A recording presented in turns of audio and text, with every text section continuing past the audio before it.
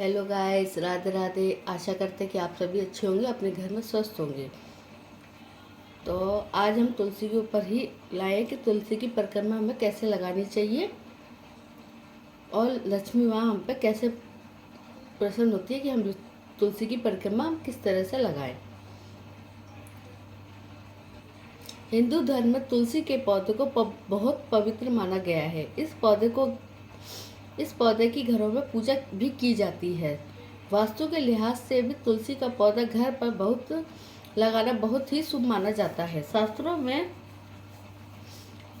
में इस बात का जिक्र भी मिलता है कि तुलसी का पौधा देवी लक्ष्मी का स्वरूप है और उसकी जड़ में सभी देवी और देवताओं का वास है। ऐसे में अगर आप नियमित रूप से रोज तुलसी के पौधे की पूजा करते हैं तो आप देवी लक्ष्मी को प्रसन्न कर सकती हैं और सभी देवी देवताओं को का आशीर्वाद प्राप्त कर सकती हैं। तुलसी के पौधे की पूजा में परिक्रमा का भी विशेष महत्व बताया गया है। किसी भी देवी देवताओं की परिक्रमा करने से शरीर में सकारात्मक ऊर्जा का प्रवेश होता है। ऐसे में अगर तुलसी के पौधे की परिक्रमा की जाए तो एक साथ सभी देवी देवताओं की परिक्रमा हो जाती है।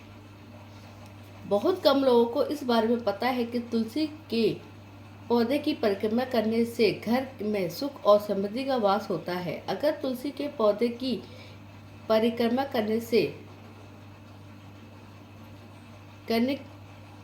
करने के कुछ नियम है। अगर आप इन नियमों का पालन करते हैं तो देवी लक्ष्मी के साथ साथ जगत पिता श्री हरि विष्णु की भी विशेष कृपा आपको प्राप्त होती है।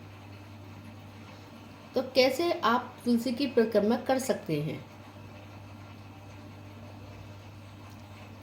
तुलसी परिक्रमा के विशेष नियम होते हैं।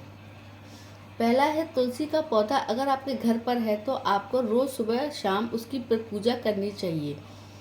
इसी दौरान तुलसी की परिक्रमा का विधान भी शास्त्रों में बताया गया है।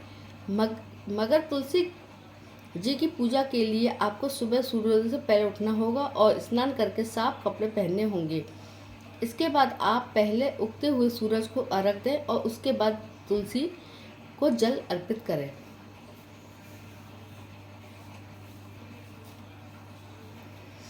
दूसरा है, तुलसी को जल देने का भी एक तरीका होता है। आप एक लोटा जल तुलसी पर ना चढ़ाएं, इससे तुलसी को नुकसान पहुंच सकता है।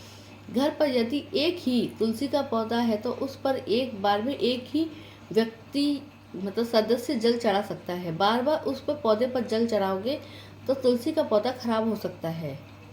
अगर घर में कोई सदस्य है तो वो नियमित तुलसी के पौधे की पूजा करते रहे और प्रत्येक सदस्य को छोटे तांबे के लोटे में जल लेकर तुलसी पर अर्पित करते रहे।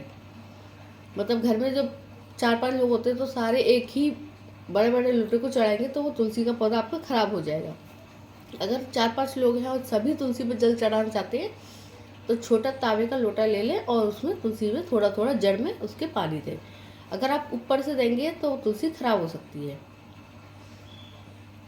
तीसरा है, तुलसी के पौधे में जल हमेशा उसकी जड़ में डालना चाहिए। इसके बाद बचे हुए जल को तुलसी के पत्तों पर छिड़क देना चाहिए।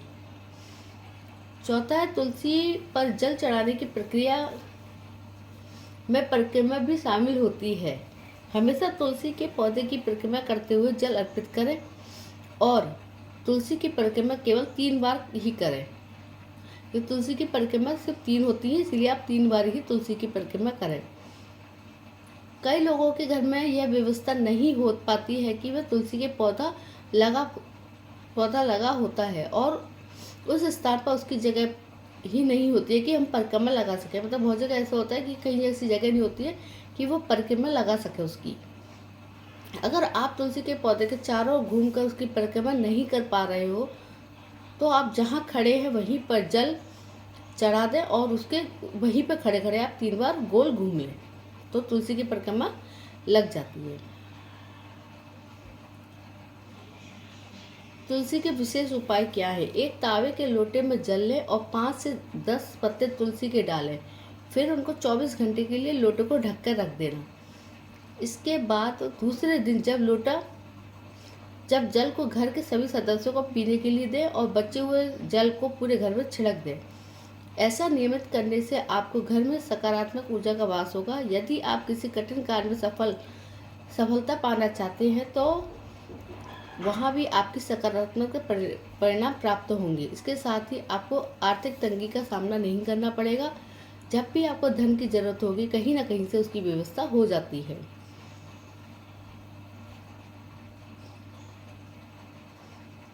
अगर आपके घर में भी तुलसी का पौधा लगा है तो उसकी परिक्रमा आप जरूर करें, और अगर जगह नहीं है तो आप उसी जगह पर खड़े होकर आप उसकी परिक्रमा कर सकते हैं। तो आपको मेरी वीडियो कैसी लगी? अच्छी लगी तो लाइक करें, सब्सक्राइब करें, और आपको मेरी वीडियो जैसे पूरी वॉच करें और फ्रेंड और फैमिली में ज़रूर शेयर करें। मिलते हैं नेक्स्ट वीडियो में। जब तक के लिए राधे राधे।